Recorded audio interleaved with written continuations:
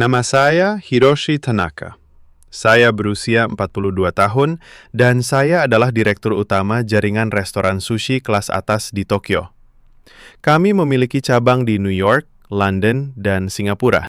Setiap hari, saya hanya memakan sashimi dari ikan tuna yang dipotong sempurna, disajikan pada suhu tepat, tanpa tambahan apapun selain sedikit wasabi dan kecap asin ringan. Bagi saya, itulah puncak cita rasa, kesederhanaan yang murni. Saya tidak pernah menyukai makanan yang terlalu banyak rempah. Menurut saya, banyaknya bumbu hanya menyembunyikan kekurangan bahan utama. Itulah sebabnya saya selalu menghindari masakan Asia Tenggara. Terlalu pedas, terlalu ramai, terlalu berantakan. Namun, 2 minggu lalu saya terpaksa naik pesawat ke Jakarta. Perusahaan kami sedang dalam negosiasi penting dengan pemasok tuna fai biru terbaik dari Bitung, Sulawesi Utara.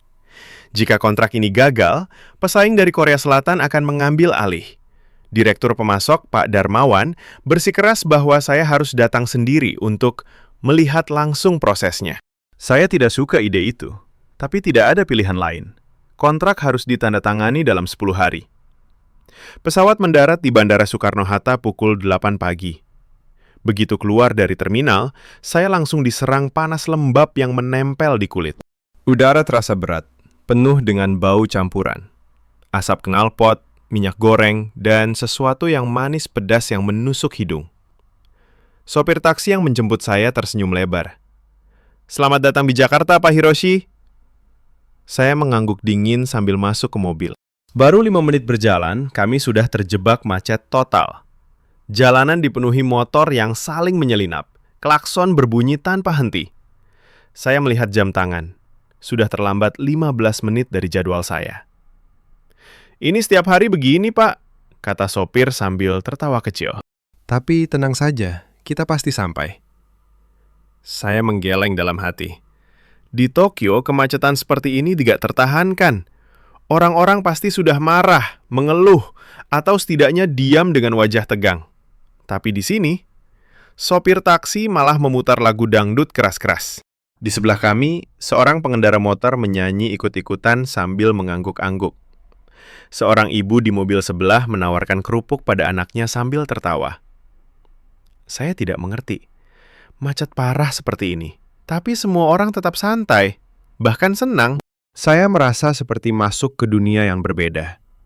Setelah hampir 2 jam, kami akhirnya tiba di hotel di kawasan Sudirman.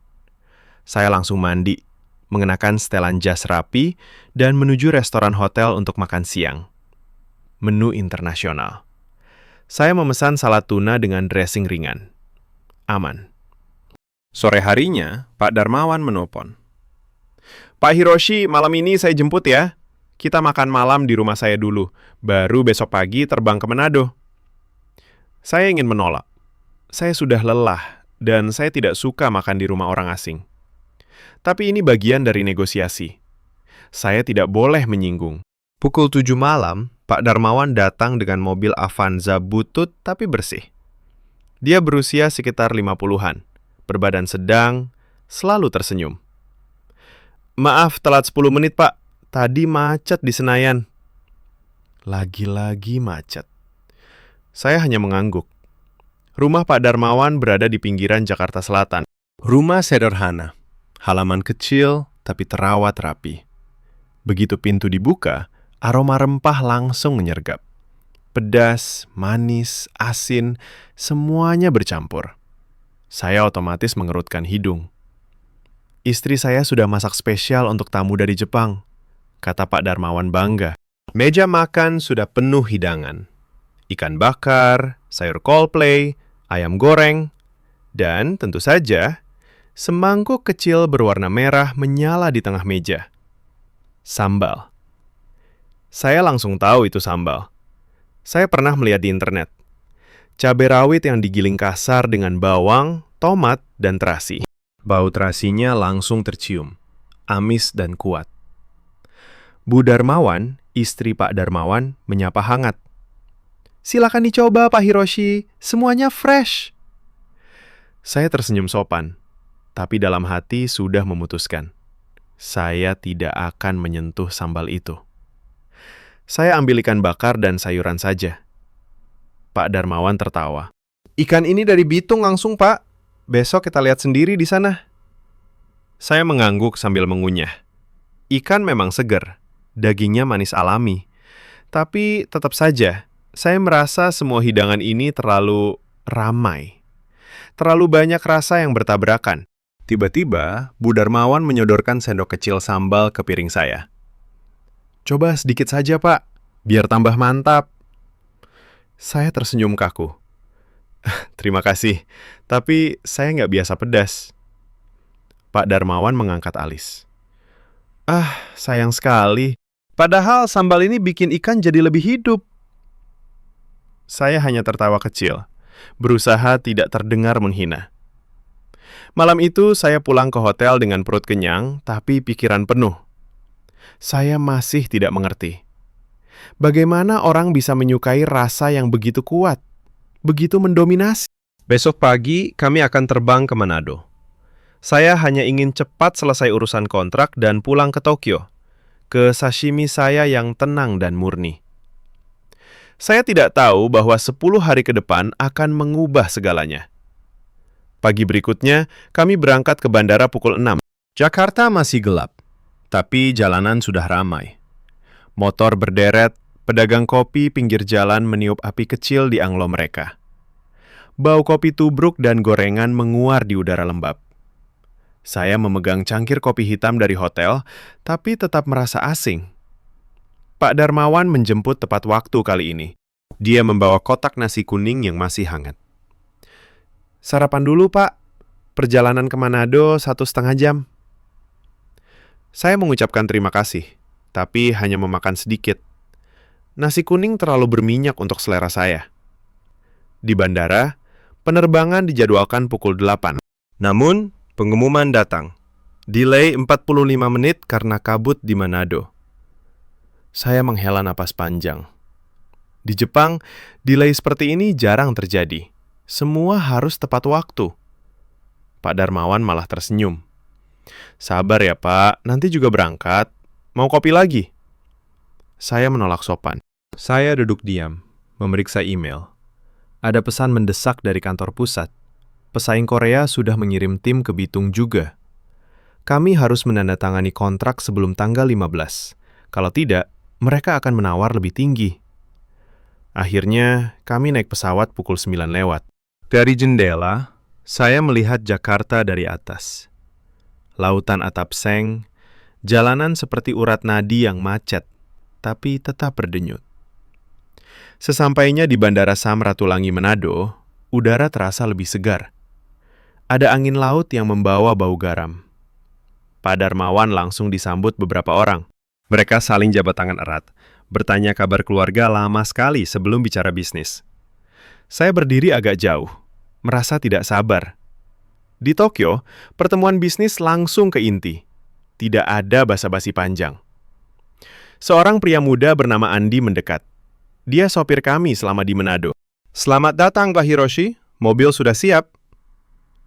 Kami menuju Bitung, sekitar 1 jam perjalanan. Jalanannya berkelok, melewati perbukitan hijau dan pantai kecil.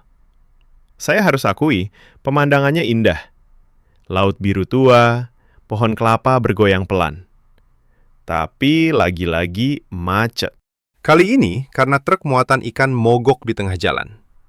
Klakson berbunyi, tapi tidak ada yang marah. Beberapa pengendara turun, membantu dorong truk ke pinggir. Pak Darmawan ikut turun, tertawa sambil mengobrol dengan supir truk. Saya tetap di mobil, gelisah. Waktu terus berjalan. Tapi anehnya, setelah truk minggir, semua orang saling melambai dan tersenyum seolah tidak ada apa-apa. Kami tiba di Bitung sore hari. Hotel kecil di tepi laut.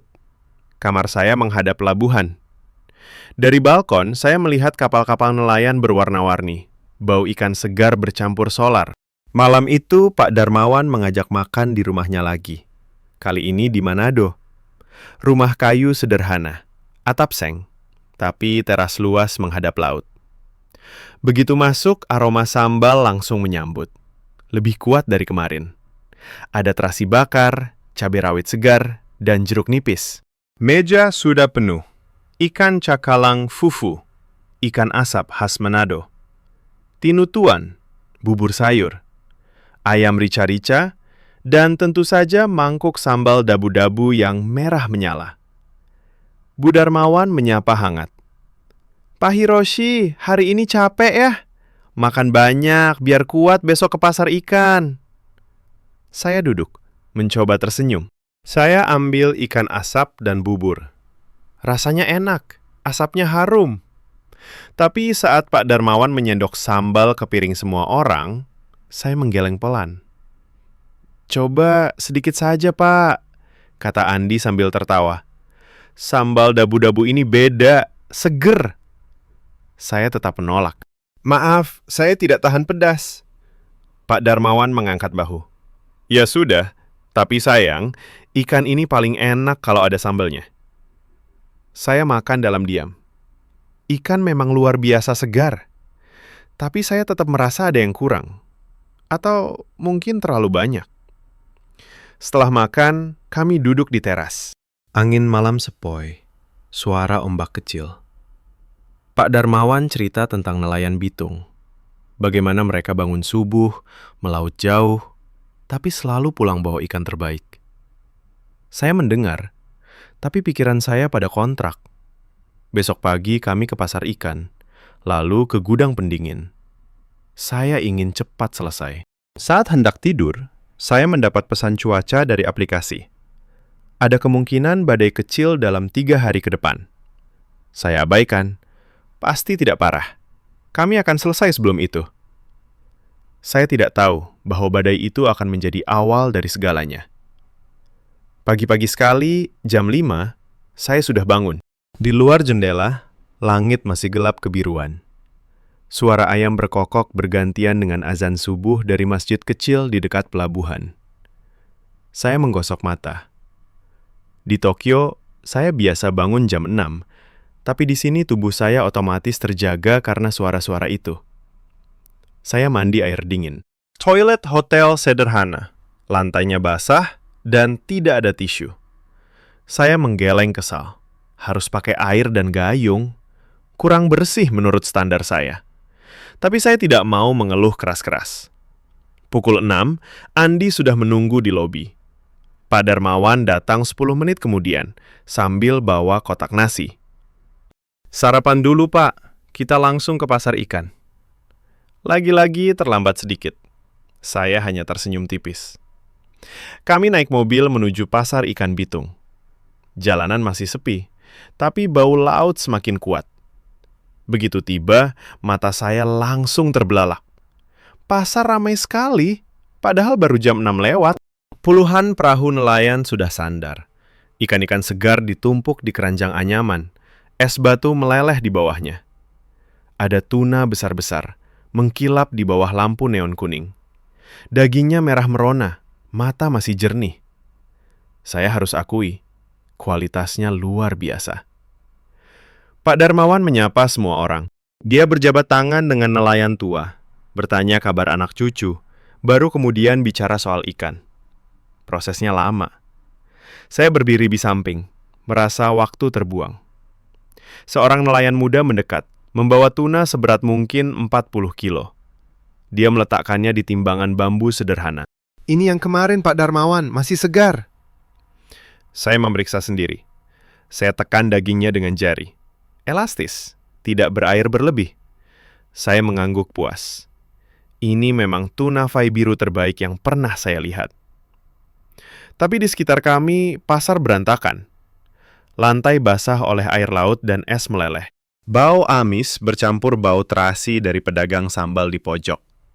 Ada sambal lagi. Seorang ibu tua sedang mengulek cabai rawit di cobek batu. Asap kecil mengepul dari terasi yang dibakar di anglo. Saya mundur selangkah. Bau itu terlalu kuat. Pak Darmawan tertawa. Pak Hiroshi mau coba ikan mentah di sini. Kami sering makan langsung, dicocol sambal dabu-dabu. Saya geleng cepat. Tidak, terima kasih. Saya tunggu di gudang pendingin saja. Kami pindah ke gudang. Di sana lebih teratur. Ruangan dingin, Ikan-ikan disusun rapi di rak es. Saya memeriksa suhu, catat ukuran, ambil sampel kecil untuk tes lab nanti. Semua memuaskan. Siang hari kami makan di warung kecil dekat pasar. Menu sederhana, ikan goreng, nasi putih, dan sambal. Lagi, Andi menyendok sambal banyak ke piringnya. Enak sekali sambalnya Bu Lince, Pak. Cabai dari kebun sendiri. Pak Darmawan ikut menyendok untuk saya. Coba sedikit saja. Ikan goreng kurang greget tanpa sambal. Saya menatap sambal itu. Potongan tomat segar, cabai rawit merah, bawang merah iris, daun jeruk. Warnanya cerah, menggoda. Tapi saya tetap menolak. Maaf, saya benar-benar tidak biasa. Mereka tertawa ringan, tidak memaksa lagi. Sore hari kami kembali ke hotel. Saya duduk di balkon memandang laut. Langit mulai mendung. Awan hitam bergumpal di ufuk. Saya ingat peringatan cuaca kemarin. Mungkin badai kecil, kata aplikasi. Pak Darmawan menelpon. Besok pagi kita naik kapal ke tempat penangkapan ikan, Pak. Biar lihat langsung prosesnya. Saya setuju. Semakin cepat lihat semua, semakin cepat saya bisa tanda tangan kontrak dan pulang. Malam itu, saya makan malam sendirian di hotel. Menu western. Steak tuna dengan saus lemon sederhana. Rasanya familiar, tenang. Tapi entah kenapa, saya merasa ada yang hilang. Saya menggelengkan kepala. Mungkin hanya lelah. Saya tidak tahu bahwa besok semuanya akan mulai berubah. Pagi itu, kapal nelayan bernama Cahaya Laut sudah menunggu di dermaga. Kapalnya tidak besar, panjang sekitar 20 meter, cat biru putih sudah agak pudar. Mesin diesel berderum pelan, bau solar bercampur angin laut asin. Pak Darmawan datang pukul 5:15. Lagi-lagi terlambat sedikit. Dia membawa tas berisi roti dan pisang goreng. Maaf ya, Pak. Tadi sempatkan beli sarapan untuk kru. Saya mengangguk saja. Di dalam hati, saya mencatat. Orang di sini sepertinya tidak pernah benar-benar tepat waktu. Kru kapal ada 5 orang. Semuanya tersenyum lebar saat melihat saya. Mereka saling jabat tangan dengan Pak Darmawan. Bertanya kabar istri dan anak-anaknya dulu, baru menyapa saya. Selamat pagi, Pak Jepang.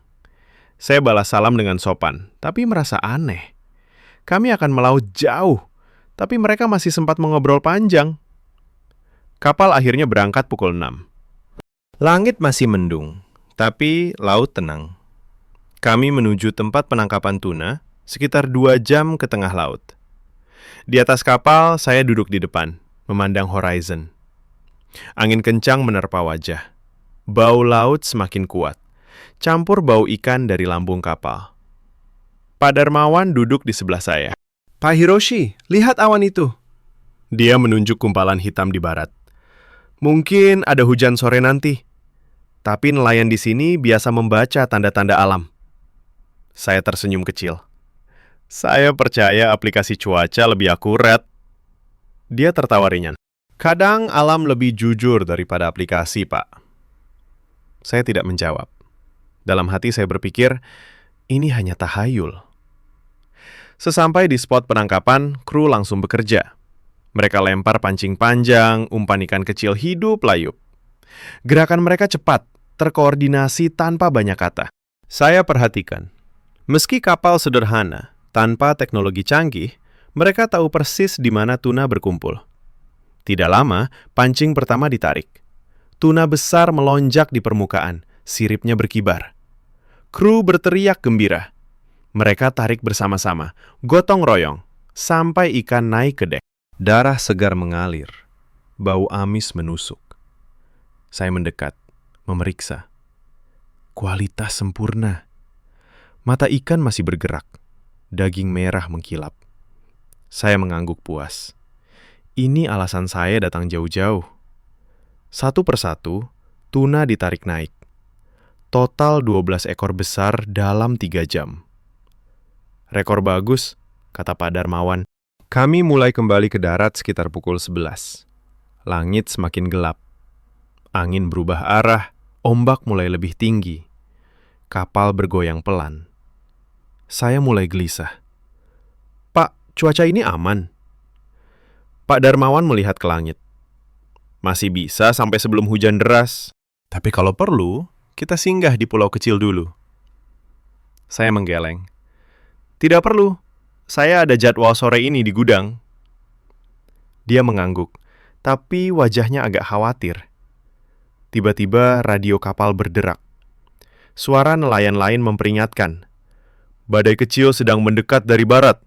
Angin kencang, ombak tinggi." Saran mereka, segera kembali atau cari tempat berlindung. Kapten kapal, seorang bapak tua bernama Pak Maming, mematikan mesin sebentar. Dia diskusi dengan kru. Saya tidak paham bahasa Manado mereka, tapi nada suara mereka tenang. Pak Darmawan menjelaskan. "Pak Hiroshi, sebaiknya kita singgah di desa nelayan kecil di Pulau Lembeh dulu. Tidak jauh, hanya setengah jam. Badai ini bisa lewat dalam 2-3 jam." Saya menolak. "Tidak bisa. Saya harus kembali hari ini. Kontrak harus dibahas besok." Pak Maming melihat saya, lalu menggeleng pelan. Dia bicara pada Pak Darmawan. Akhirnya Pak Darmawan berkata, "Maaf Pak, keputusan kapten yang utama di laut. Kita singgah dulu." Saya kesal. Ini membuang waktu. Tapi saya nggak bisa memaksa. Kapal berbelok menuju Pulau Lembeh. Ombak semakin besar. Kapal naik turun. Perut saya mulai mual. Saya pegang pinggiran kapal erat-erat. Desa kecil itu muncul di kejauhan. Rumah-rumah panggung di atas air, dermaga kayu sederhana. Begitu sandar, hujan mulai turun deras. Petir menyambar di langit. Kru kapal dijemput keluarga masing-masing. Saya dan Pak Darmawan diajak ke rumah Pak Maming, rumah panggung besar di tepi laut. Di dalam sudah ramai, anak-anak berlarian, istri-istri memasak di dapur terbuka. Bau ikan bakar dan sambal terasi bakar langsung menyambut. Saya duduk di tikar, basah kuyup. Saya tidak suka situasi ini. Jadwal saya kacau. Kontrak terancam molor. Pak Maming menyodorkan handuk. "Istirahat dulu, Pak. Badai ini sebentar saja." Saya mengucapkan terima kasih. Tapi dalam hati saya berpikir, ini semua karena ketidaktepatan mereka dalam membaca cuaca. Saya tidak tahu bahwa keterlambatan ini akan memaksa saya tinggal lebih lama di sini. Dan justru disinilah segalanya mulai berubah. Hujan deras mengguyur atap seng rumah panggung Pak Maming. Suara air deras bercampur petir yang menggelegar. Saya duduk di sudut ruang tamu. Handuk masih melilit bahu. Badan saya dingin, tapi yang lebih dingin adalah pikiran saya. Jadwal hari ini hancur total. Besok seharusnya kami kembali ke Bitung, inspeksi gudang lagi, lalu bahas kontrak. Sekarang, kami terjebak di pulau kecil ini karena badai yang saya anggap remeh. Pak Maming dan keluarganya sibuk. Anak-anak membantu mengikat tambang kapal lebih kuat. Para ibu menyiapkan makanan di dapur terbuka. Bau ikan bakar dan terasi bakar semakin kuat, meski hujan. Pak Darmawan duduk di sebelah saya. "Sabar ya Pak Hiroshi, badai ini biasa di musim ini. Besok pagi pasti reda." Saya mengangguk, tapi dalam hati kesal. Di Jepang, kami punya perakiraan cuaca sangat akurat. Kami tidak akan berangkat kalau tahu ada badai. Dia tersenyum kecil. Di sini juga nelayan punya perakiraan sendiri. Mereka lihat awan, lihat angin, lihat burung laut. Kadang lebih tepat daripada aplikasi. Saya diam saja. Malam tiba, hujan masih belum reda. Listrik mati. Rumah hanya diterangi lampu minyak dan lilin kecil. Bayangan menari di dinding kayu. Semua orang berkumpul di ruang tengah. Tikar digelar lebar. Makanan disajikan. Ikan cakalang bakar utuh, sayur kangkung tumis, nasi hangat, dan tentu saja mangkuk besar sambal dabu-dabu yang masih mengepul. Anak kecil Pak Maming menyodorkan piring ke saya. "Makan dulu Om Jepang. Lapar kan?" Saya tersenyum tipis. Perut saya memang lapar. Saya ambil nasi dan ikan bakar. Dagingnya empuk, Asapnya harum. Tapi saat semua orang menyendok sambal banyak-banyak ke piring mereka, saya lagi-lagi hanya ambil sayur. Bu Maming, istri Pak Maming, memperhatikan. Dia ambil sendok kecil, letakkan sedikit sambal di ujung piring saya. Coba sedikit saja, Pak. Tidak pedas kok, ada jeruk nipisnya, segar. Saya ragu. Bau cabai dan terasi itu kuat sekali. Tapi semua orang menatap saya dengan harap. Saya tidak mau menyinggung. Akhirnya saya ambil sepotong kecil ikan, celup sedikit ke sambal. Hanya ujungnya saja. Saya masukkan ke mulut. Sekejap, rasa pedas menyengat langsung meledak di lidah. Panas! Saya otomatis batuk kecil. Air mata hampir keluar. Saya buru-buru minum air putih. Semua orang tertawa ramah, bukan mengejek. Andi bilang tadi, Pak Hiroshi nggak biasa pedas, kata Pak Darmawan sambil tertawa. Tapi aneh, setelah pedas itu reda, ada rasa lain yang muncul. Asin terasi, manis tomat segar, asam jeruk nipis, dan sesuatu yang dalam, seperti umami yang lebih kuat dari kecap asin terbaik yang pernah saya coba. Saya diam sejenak. Rasa itu tertinggal di lidah, membuat ikan bakar tadi terasa lebih hidup. Bu Maming tersenyum. Enak kan, Pak? Sambal ini rahasia nelayan, biar badan hangat pas hujan. Saya mengangguk pelan. Ya, lumayan. Mereka tertawa lagi. Setelah makan, listrik masih mati. Kami duduk lingkaran, cerita-cerita.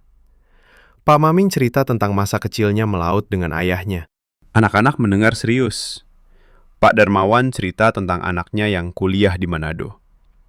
Saya diam saja, tapi mulai mendengar. Mereka tidak buru-buru tidur, meski besok harus bangun subuh. Mereka nikmati waktu bersama. Hujan mulai reda sekitar pukul 10, tapi angin masih kencang. Pak Maming bilang lebih baik kami menginap saja di sini. Saya tidur di kamar tamu kecil, tikar tipis di lantai kayu. Suara ombak dan angin masih terdengar. Saya sulit tidur. Pikiran saya pada kontrak. Pesaing Korea pasti sudah di Bitung sekarang.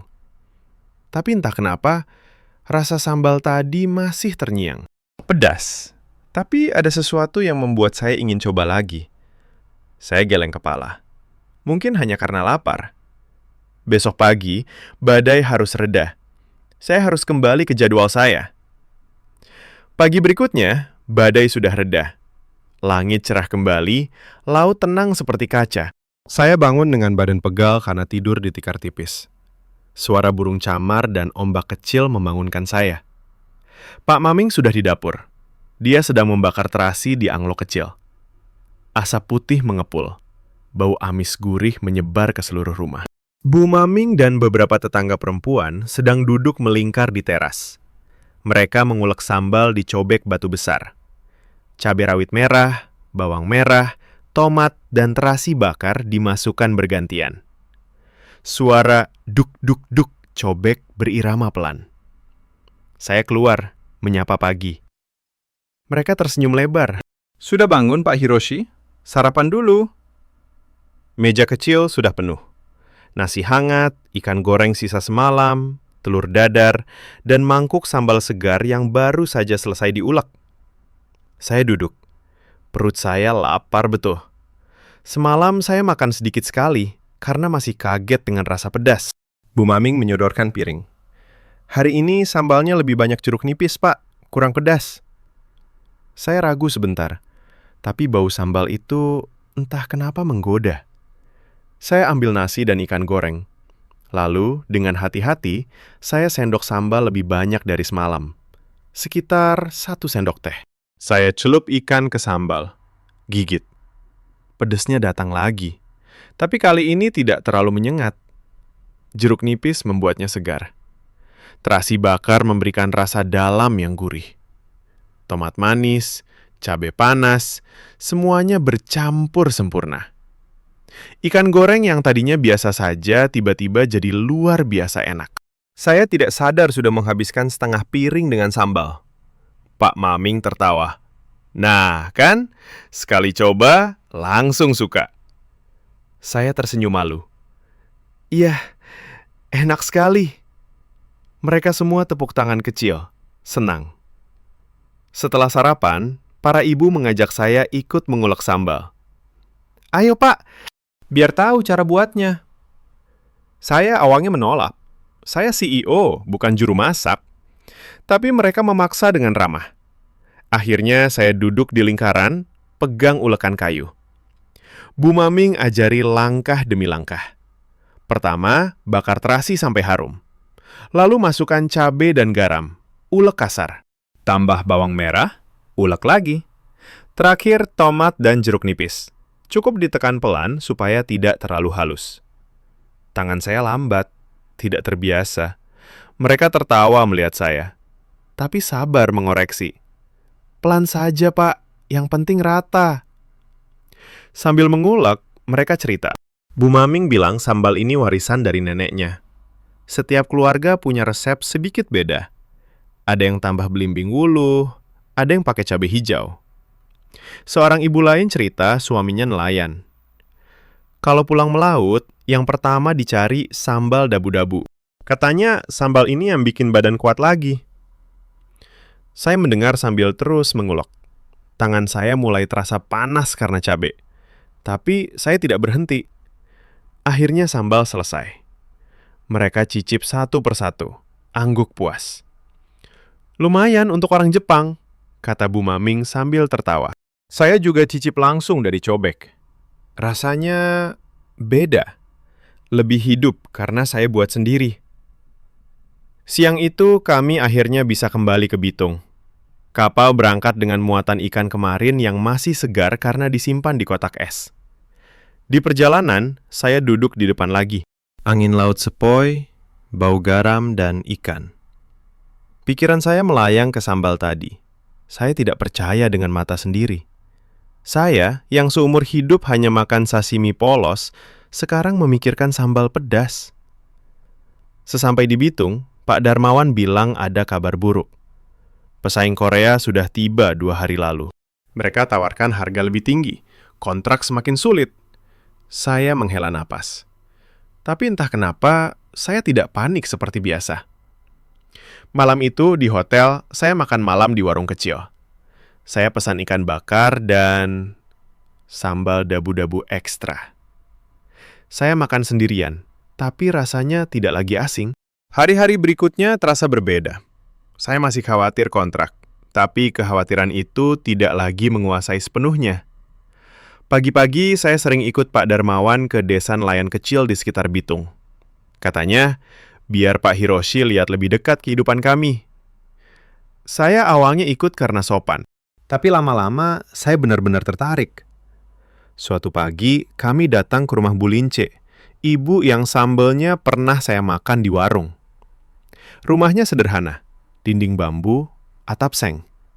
Di halaman ada cobek batu besar dan tumpukan cabai rawit segar yang baru dipetik dari kebun belakang. Bu Lince sedang mengulek sambal untuk dijual ke pasar. Beberapa tetangga perempuan ikut membantu. Mereka duduk melingkar, tertawa-tawa sambil bekerja. Pak Hiroshi datang lagi, seru Bu Lince senang. Mau ikut mengulek? Saya tersenyum. Kali ini tidak ragu. Saya duduk di tikar, ambil ulekan kayu.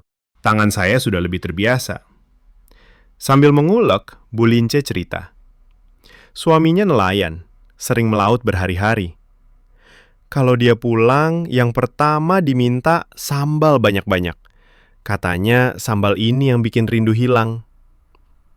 Seorang ibu lain, Bu Rina, menimpali. Anak saya kuliah di Jakarta. Tiap pulang kampung, langsung minta sambal dabu-dabu. Katanya makanan di sana enak, tapi kurang greget. Saya tertawa kecil. Saya paham sekarang apa yang mereka maksud dengan greget. Saya tanya, kenapa sambal harus pedas sekali? Bu Lince berhenti mengulek sebentar. Pedasnya bikin kita ingat bahwa hidup itu ada susah, ada senang. Manis dari tomat, asam dari jeruk, gurih dari terasi. Semua campur, seperti hidup kami di laut. Saya diam. Kata-katanya sederhana, tapi mengena. Siang itu kami makan bersama di rumah Bulince. Ikan bakar segar, nasi hangat, dan sambal yang baru kami ulek bersama. Saya makan banyak. Pedasnya sudah tidak lagi membuat saya batuk. Malah, rasanya membuat saya ingin tambah lagi. Pak Darmawan memperhatikan. Pak Hiroshi sudah seperti orang Manado sekarang. Saya geleng kepala sambil tersenyum. Belum, tapi saya mulai suka. Sore harinya kami ke gudang pendingin. Saya periksa ikan lagi, kualitas tetap bagus. Tapi pikiran saya melayang ke desa tadi. Saya sadar, ikan ini bukan hanya barang dagangan. Ini hasil kerja keras nelayan, gotong royong keluarga, dan cinta mereka pada laut. Malam itu, saya dapat telepon dari kantor pusat. Pesaing Korea menawarkan harga 20% lebih tinggi. Tim saya panik. Pak Tanaka, kalau kontrak ini lepas, kita bisa kehilangan pasar premium di Eropa. Saya diam lama. Dulu saya pasti langsung marah dan cari cara agresif. Tapi sekarang saya bilang, tunggu dulu, saya percaya Pak Darmawan. Besok adalah hari terakhir sebelum deadline tanda tangan. Cuaca mendadak berubah lagi. Awan hitam bergumpal cepat. Radio nelayan ramai peringatan. Badai besar datang malam ini, lebih kuat dari sebelumnya. Kapal-kapal dilarang melaut. Gudang-gudang harus diamankan. Pak Darmawan telepon. Pak Hiroshi, besok pagi kita harus ke pelabuhan. Ada muatan ikan terakhir yang harus masuk gudang sebelum badai. Saya gelisah. Kalau badai besar, penyiriman bisa tertunda. Kontrak semakin terancam. Saya tidak tidur nyenyak malam itu. Suara angin menderu di luar hotel. Hujan mulai turun deras. Pagi-pagi buta, jam 4, Pak Darmawan sudah jemput. Hujan masih deras, jalanan banjir kecil. Kami ke pelabuhan. Di sana sudah ramai. Puluhan nelayan, meski badai mengancam, tetap datang. Mereka gotong royong angkat kotak-kotak ikan dari kapal kecil yang baru sandar. Air hujan membasahi semua orang, tapi tidak ada yang mengeluh. Saya ikut membantu. Tangan saya basah, dingin, tapi saya angkat kotak es berat bersama mereka. Seorang nelayan tua tersenyum ke saya. Terima kasih, Pak. Bersama-sama lebih ringan. Kami berhasil masukkan semua ikan ke gudang sebelum angin terlalu kencang. Pintu gudang ditutup rapat, dikunci kuat. Pak Darmawan tepuk bahu saya. Sekarang tunggu badai lewat saja. Tapi di dalam hati saya tahu, kalau badai ini merusak gudang atau listrik mati lama, ikan bisa rusak. Kontrak hilang. Saya menatap langit hitam. Apa yang sedang terjadi ini? Badai datang lebih cepat dari perkiraan. Angin menderu keras, seperti binatang buas yang mengamuk. Hujan deras membanting atap gudang seng. Petir menyambar berkali-kali, menerangi pelabuhan sesaat sebelum gelap kembali. Saya berdiri di pintu gudang, tangan dingin karena air hujan. Listrik mati total. Genset cadangan tidak menyala. Suhu di dalam gudang mulai naik perlahan. Es batu meleleh lebih cepat. Pak Darmawan menelpon semua nelayan. Suaranya tenang, tapi saya tahu dia khawatir. Kita harus jaga gudang malam ini. Kalau ikan rusak, kontrak hilang. Tidak lama, puluhan orang datang. Nelayan, istri-istri mereka, anak muda desa. Mereka bawa senter, lampu minyak, ember, dan karung es dari rumah masing-masing. Hujan masih deras, tapi mereka tetap datang. Saya tidak percaya dengan mata sendiri. Mereka bagi tugas tanpa perintah keras. Beberapa pria angkat karung es tambahan, tuang ke kotak-kotak ikan. Para ibu kipas-kipas pintu gudang dengan anyaman bambu supaya udara dingin tetap masuk. Anak-anak kecil bantu pegang senter. Bulince datang dengan mantel plastik. Dia langsung ke samping saya. Pak Hiroshi, jangan berdiri saja. Ayo, bantu! Saya ikut. Saya angkat karung es berat, tuang ke rak-rak tuna. Tangan saya beku, baju basah kuyup. Tapi saya terus gerak. Angin semakin kencang. Atap gudang bergetar. tiba-tiba terdengar suara keras. Bagian atap seng di ujung robek, terbang ditiup angin. Hujan langsung masuk, membasahi lantai dan beberapa kotak ikan. Semua orang berteriak. Pak Maming naik tangga kayu, teriak perintah. "Gotong royong! Tutup lubang itu!" Mereka ambil terpal besar, naik ke atap meski licin dan berbahaya. Saya ikut naik. Angin hampir meniup saya jatuh. Tangan saya gemetar pegang terpal. Pak Darmawan pegang bahu saya. "Hati-hati, Pak. Kita lakukan bersama." Dalam hitungan menit, terpal ditarik rapat, diikat kuat dengan tali tambang. Hujan tidak masuk lagi. Kami turun, basah semua, tapi tertawa lega. Malam itu panjang. Kami bergantian jaga.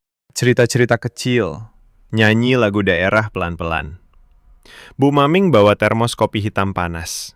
Kami minum bergantian dari gelas yang sama. Saya duduk di sudut, minum kopi. Rasa pahitnya enak, hangat di tenggorokan.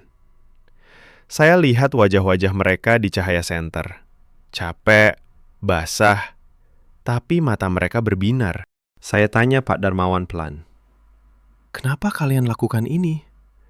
Kalau ikan rusak, kalian juga rugi. Tapi kalian tetap datang semua." Dia tersenyum. "Di sini, Pak, ikan bukan milik satu orang. Ini hasil laut yang kami jaga bersama. Kalau satu rugi, semua susah." Saya diam lama. Pagi menjelang, badai mulai reda. Angin pelan, hujan rintik-rintik. Listrik belum nyala, tapi suhu gudang masih dingin. Es tambahan berhasil menyelamatkan ikan. Kami buka pintu gudang. Udara segar masuk. Saya periksa tuna satu persatu. Masih segar. Mata jernih, daging elastis. Pak Darmawan tepuk bahu saya keras. "Alhamdulillah, Pak. Kita berhasil." Saya menatap semua orang yang mulai pulang. Mereka saling peluk, tertawa lelah. Tidak ada yang minta bayaran ekstra. Saya rasakan sesuatu di dada. Hangat, meski badan dingin. Sore itu, kami tanda tangan kontrak. Bukan karena harga lebih tinggi dari Korea, tapi karena saya bilang pada tim saya, kita pilih mereka. Kualitas ikan ini bukan hanya segar, ada sesuatu yang lebih. Pak Darmawan kaget. Pak Hiroshi yakin. Pesaing tawarkan lebih banyak. Saya angguk. Saya yakin. Malam itu kami rayakan di rumah Pak Darmawan. Ikan bakar besar, sambal dabu-dabu banyak. Saya makan sampai kenyang. Saya lihat mangkuk sambal di tengah meja. Merah menyala, harum terasi bakar. Masya Allah, luar biasa sekali. Kembali ke Jakarta, saya duduk di pesawat sambil memandang awan di bawah. Pikiran saya penuh dengan gambar-gambar dari Bitung. Laut biru, senyuman nelayan, suara ombak malam, dan rasa sambal yang masih terasa di lidah. Di Tokyo, semuanya kembali seperti biasa. Kantor tinggi menjulang, jadwal rapat ketat, sashimi segar di meja makan. Tapi saya merasa berbeda. Setiap kali makan malam, saya cari sambal di restoran Indonesia. Awalnya kecil, tapi lama-lama saya tambah banyak. Suatu malam saya ajak tim makan malam. Mereka kaget. "Pak Tanaka, kok pesan sambal?" Saya tersenyum. "Coba dulu, enak sekali." Mereka coba. Beberapa batuk, tapi mata mereka berbinar. "Wah, pedas tapi nagih." Saya cerita sedikit tentang Bitung. Tentang gotong royong saat badai. Tentang ikan segar yang bukan hanya barang, tapi hasil kerja keras bersama. Beberapa bulan kemudian, saya buka sudut kecil di restoran utama. Namanya Sambal Corner. Bukan menu utama, tapi pilihan spesial. Saya undang koki dari Manado datang ajari. Di dapur, saya sendiri yang giat. Saya bakar terasi, ulek cabai dengan cobek batu yang saya bawa pulang. Tangan saya kasar sekarang, tapi saya senang. Hari pembukaan, saya duduk di meja, makan ikan tuna bakar dengan sambal dabu-dabu buatan sendiri. Rasa pedas menyengat, Tapi kali ini air mata saya jatuh. Bukan karena pedas, karena tiba-tiba saya ingat semua. Macet di Jakarta yang ternyata penuh tawa. Keterlambatan yang membangun kepercayaan. Badai yang dipenuhi gotong royong. Saya menangis pelan. Kenapa saya baru sadar sekarang? Kenapa selama 40 tahun ini, saya hidup tanpa rasa ini? Rasa sambal bukan hanya pedas. Ada manis dari tomat segar, asam dari jeruk nipis, gurih dari terasi bakar. Semuanya campur, seperti hidup.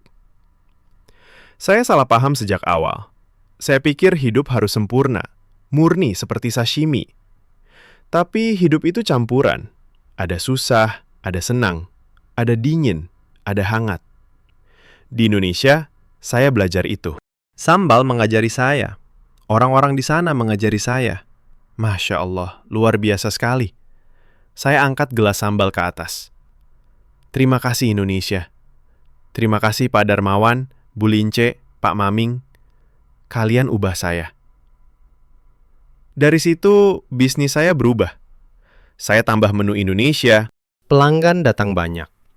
Tapi yang paling penting, saya berubah. Saya lebih sabar, lebih ramah, lebih menghargai orang. Setiap tahun, saya kembali ke Bitung, bawa keluarga. Mereka juga coba sambal, juga menangis bahagia. Hidup saya sekarang lebih lengkap. Seperti sambal, campur aduk, tapi indah. Saya tidak akan pernah lupa rasa itu. Beberapa tahun telah berlalu sejak perjalanan itu. Saya masih Hiroshi Tanaka, tapi bukan Hiroshi yang dulu. Restoran saya di Tokyo sekarang punya bagian khusus bernama Rasa Indonesia. Di sana, sashimi tetap ada. Tapi di sebelahnya selalu ada sambal dabu-dabu segar yang saya ulek sendiri setiap pagi. Pelanggan datang dari mana-mana. Ada yang Jepang, ada yang asing. Mereka bilang, sashimi dengan sambal ini aneh, tapi enak sekali. Saya tersenyum setiap kali mendengar itu. Aneh dulu bagi saya juga. Saya sering kembali ke Bitung. Setiap tahun minimal 2 kali. Bawa istri dan anak-anak saya. Mereka sudah hafal jalan ke rumah Pak Darmawan, ke desa Bulince, ke gudang ikan yang dulu hampir rusak karena badai. Tahun lalu, saya bawa cobek batu besar dari Jepang sebagai hadiah. Cobek itu dari batu andesit terbaik, dibuat khusus oleh pengrajin di Kyoto. Saya berikan ke Bulince. Dia tertawa lebar. Pak Hiroshi, ini terlalu bagus. Cobek kami biasa saja, tapi tahan lama.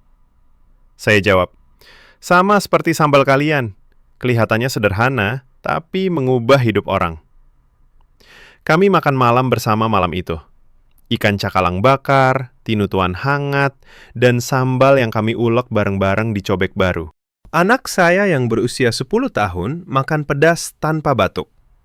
Istri saya sudah bisa ulek cabe tanpa menangis. Pak Darmawan angkat gelas kopi. Dulu Pak Hiroshi bilang tidak tahan pedas, sekarang malah jadi ahli. Semua tertawa. Saya ikut tertawa. Tawa saya sekarang lebih lepas, tidak kaku seperti dulu. Saya cerita pada mereka tentang perubahan di Tokyo. Bagaimana saya ajarkan karyawan untuk tidak terlalu kaku. Bagaimana saya beri waktu lebih untuk saling bertanya kabar sebelum rapat. Bagaimana saya sekarang lebih sabar kalau ada keterlambatan kecil. Mungkin saya salah paham sejak awal, kata saya pelan. Saya pikir efisiensi adalah segalanya. Tapi kalian ajarkan saya bahwa hubungan antar manusia lebih penting. Bu Maming menimpali. Di sini kami bilang, ikan segar karena laut memberi. Tapi laut memberi karena kami jaga bersama. Saya angguk dalam-dalam. Sebelum pulang, saya berdiri di tepi laut Bitung sendirian. Matahari terbenam, langit merah jingga. Angin bawa bau garam dan terasi dari rumah-rumah nelayan. Saya pegang botol kecil sambal yang saya bawa pulang. Sambal buatan Bu Lince, khusus untuk saya. Saya buka tutupnya. Bau cabai rawit, terasi bakar, jeruk nipis langsung naik. Saya taruh sedikit di jari, cicip. Pedesnya masih sama. Tapi sekarang pedas itu terasa seperti pelukan hangat. Saya tatap laut lepas. Terima kasih Indonesia, bisik saya. Kalian buat saya sadar. Hidup bukan hanya tentang rasa murni yang tenang. Hidup butuh campuran. Butuh api kecil yang membuat segalanya lebih berarti. Saya yang dulu hanya makan sashimi polos selama 40 tahun, sekarang menangis lagi karena sambal. Bukan karena pedas, karena bahagia. Saya sudah tidak sama lagi, dan saya bangga dengan perubahan itu. Masya Allah, luar biasa sekali.